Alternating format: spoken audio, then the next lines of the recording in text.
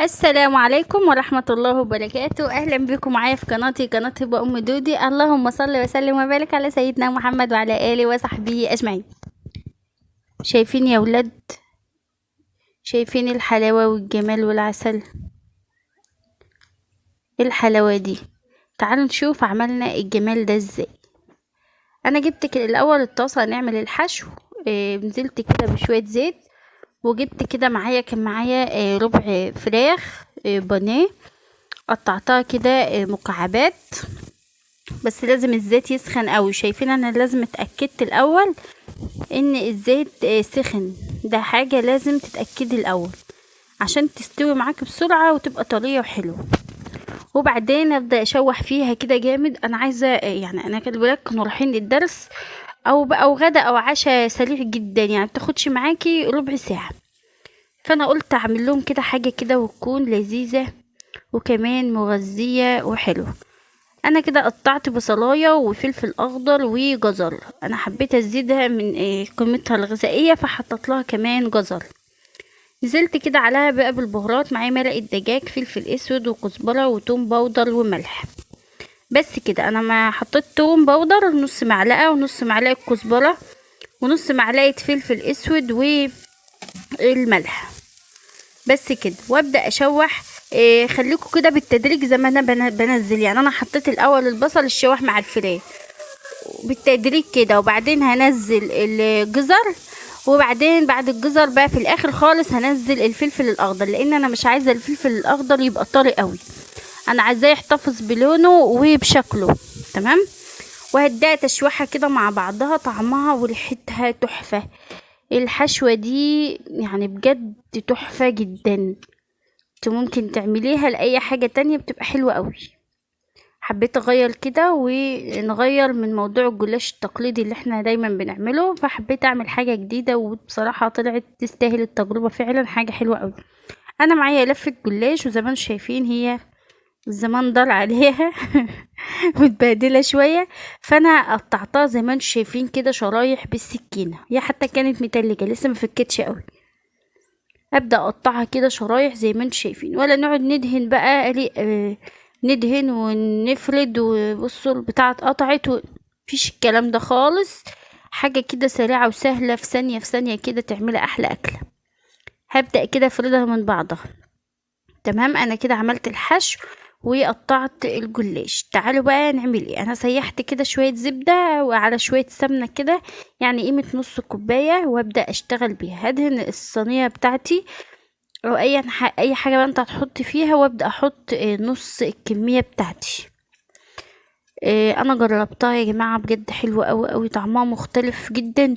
وحاجه كده يعني حاجه كده تلاقيها مختلفه فعلا في الطعم، وكمان ريحتها فظيعه بجد. الحشوه دي انت ممكن تزوديها، وكمان زودنا حاجه في الحشوه كمان جديده قوي قوي هتعجبكم جدا. يعني وديتها في مكان تاني خالص. هقول لكم هنحط ايه دلوقتي. انا هنزل بالحشوة بتاعتي كده. انت ممكن تعمليها بالخضار بس، يعني ممكن تحط لها بصل وفلفل وطماطم مثلا، وتحطي لانشون او جبن. يعني ممكن تعملي الحشوة اللي تعجبك، يعني لو عايزة لحمة مفرومة براحتك خالص. انا حبيت اعملها حاجة مختلفة وكمان حشوة مختلفة. معايا بقى كزبرة خضراء. هتحطي كزبرة خضراء؟ ايوه حطي كزبرة خضراء، وشوفوا الريحة والطعم والجمال اللي هتلاقيها فيه، بجد حاجة حلوة جدا. انا كده حطيت رشة الكزبرة بتاعتي، وهنزل بقى ببقية الجلاش بتاعي. طبعا انا ما حطيتش زبدة. ما دهنتش بس الا الصينية من تحت، ما حطيتش زبدة ولا سمنة ولا حطيت اي حاجة. فاحنا كده هنحط لها بقى من على الوش كده شوية زبدة او سمنة مع اللبن. انا جبت كده كوباية لبن، حطيت فيها رشة ملح ورشة فلفل اسود، وممكن تحطي نص معلقة بيكنج باودر عشان تخليها هشة معاكي اكتر. ونزلت كده بقيت الكوباية نص كوباية بتاعتي زبدة، وحطيت على وشها شوية جبنة موزاريلا. ده بديل البيضة، يعني انت ممكن تحطي بيضة مع اللبن. بس انا حطيت شوية جبنة موزاريلا كده عشان الولاد اصلا مش بيحبوا البيض في اي حاجة. وكده خلاص انا هحطها بقى على نار عالية من فوق ومن تحت، على درجة حرارة 180، وبتطلع لي بالمنظر ده. حاجة يا جماعة بجد حاجة تحفة. ريحتها كانت قلب الدنيا، وكمان طعمها مختلف زي ما قلت لكم، وطعمها حلوة قوي قوي. لازم تجربوها على ضمانتي. احنا كده هنستناها تهدى شوية ونقطعها. هقطعها كده معاكم بقى ونوريها لكم من جوه شكلها عامل ازاي. هوريكم بقى الايه الحلاوة بتاعتها من جوه اهي. هي اصلا كانت سخنة، يعني شايفين البخار اصلا طالع منها، ما لحقتش تبرد خالص. طلع بقى خلطة. شايفين هي سخنة جدا، انا اصلا مش عارفة اطلعها من السخونية اللي فيها، بس هي حلاوتها وهي سخنة كمان، يعني طعمها حلو اوي وهي سخنة. انا اقول لها تعالي وهي تقول لي مش جاية، تعالي مش جاية، بس على مين خدتها برضه.